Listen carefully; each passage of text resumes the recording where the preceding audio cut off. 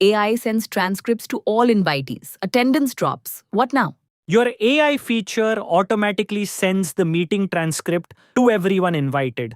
It works perfectly, but attendance drops. What now? The reflex is ripping the feature out.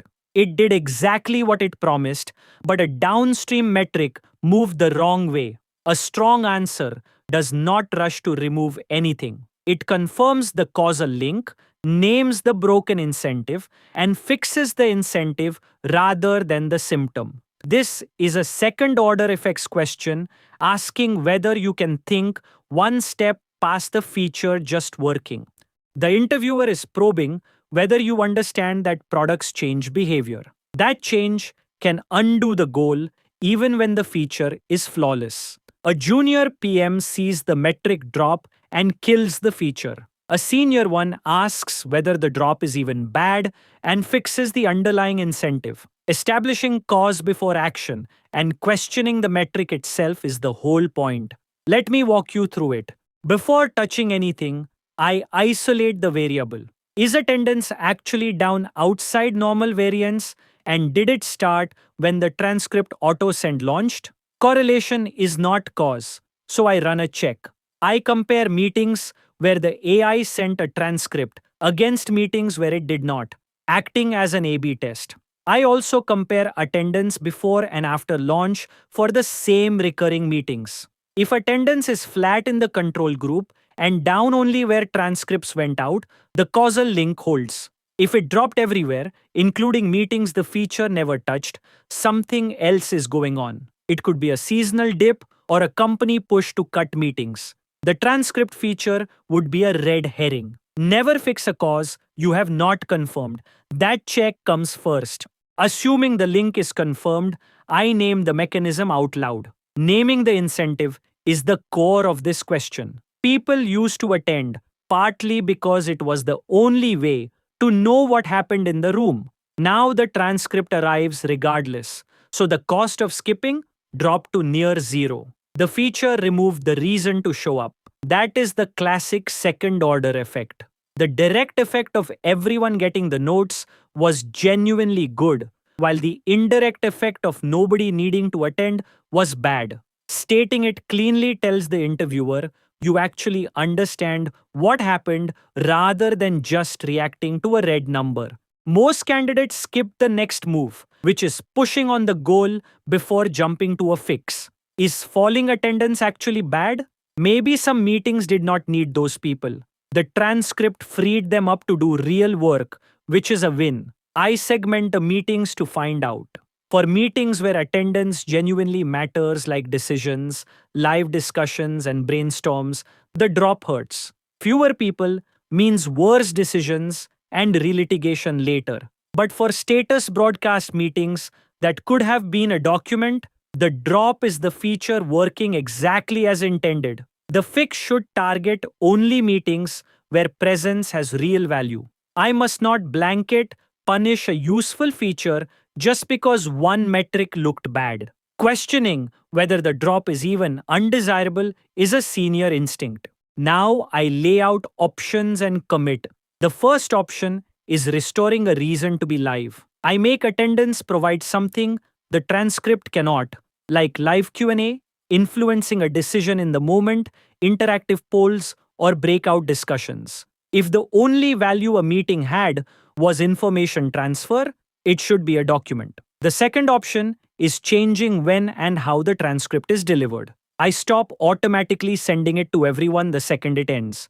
I send it only to people who could not attend. I could also require a small action to get it, introducing a light cost. The third option is making it configurable by the organizer. The meeting owner decides whether transcripts auto broadcast. Decision meetings can withhold them to keep presence valuable, while informational ones broadcast freely. The fourth option is reframing the goal. If attendance was only a proxy for people being informed and the transcript delivers that at lower cost, maybe attendance was never the real goal. I explicitly question whether we are defending the right metric. Then I commit. I make the auto-send feature organizer configurable and default it to sending only to non-attendees. I add live-only value for meetings that need presence. This fixes the incentive without killing a useful feature. The last step is shipping the change as an A/B test rather than just deploying it. I watch attendance recover for decision meetings, but I also watch guardrails like total time saved, transcript usage, and satisfaction. If attendance comes back, but everyone hates being dragged into meetings again, that is not a win. I have just traded one problem for a worse one. I measure whether the real goal improved, meaning informed teams making good decisions, rather than just checking whether the attendance proxy went back up. Let me make it concrete. A meeting assistant automatically emails the full transcript to every invitee the moment the meeting ends. Attendance across recurring team meetings drops 20% over 3 weeks. To confirm cause, the A/B test shows attendance flat, where transcripts were often down, 25% where they were on, starting right at launch. It is causal. The second order effect is that attendance was the only way to stay informed. The transcript removed that cost so people skip. To see if it is bad, I segment the meetings. The drop is fine for weekly status broadcasts, which should have been a document anyway. It is harmful for decision reviews, where fewer people means worse decisions and topics getting re-argued next week. I fix the incentive by defaulting transcript delivery to non-attendees only. I let organizers of decision meetings turn auto send-off and add live-only polls and Q&A to make showing up worth it. I A/B test the fix. Attendance at decision meetings recovers to within 5% of baseline. Status meeting attendance stays low, which is intended. Total meeting hours per person falls, which is a genuine win. The metric I ultimately report is decision meeting attendance plus time saved, because that is the real goal underneath the proxy. A sharp interviewer will test whether you would generalize the lesson. They will ask how you would catch a second order effect before it happened. The answer is that you wargame the incentive at design time. Before shipping, ask one blunt question of any feature that removes a cost. What did that cost use to buy us? Attendance was buying informedness, so removing the cost of attending was always going to reduce attendance. You could have predicted it on a whiteboard. The discipline is a pre-launch pass where you list the behaviors the feature makes cheaper.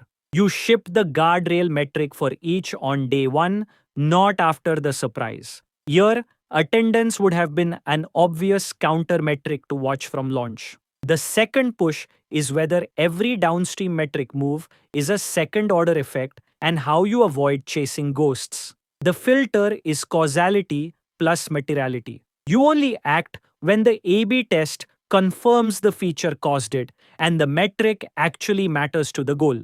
A 5% wobble on a metric nobody optimizes is not worth a fire drill.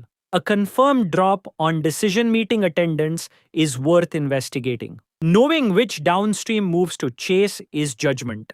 Showing that filter keeps you from overreacting to every twitch. Here is what makes them lean in. First, you confirmed causality with an A/B test before touching the feature, instead of just assuming the transcript caused the drop. Second, you named the incentive precisely. The feature removed the reason to attend. You then questioned whether the drop was even bad, which is the senior move. Third, you fixed the incentive by delivering to non-attendees, adding live-only value, and making it configurable.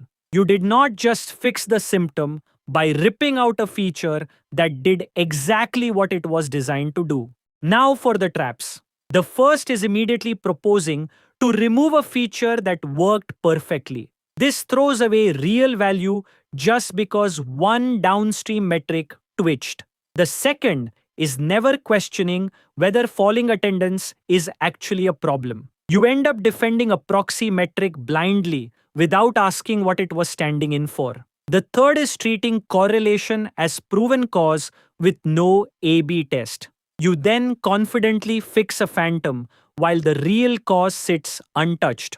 To recap, confirm the effect is real and caused by the feature with an A/B test. Name the second order effect and the broken incentive. Ask whether the drop is even bad and segment the data. Then fix the incentive rather than the symptom and A/B test the fix while watching the real goal. Carry this into the room. A good feature can move a downstream metric the wrong way through an incentive. Confirm the cause, ask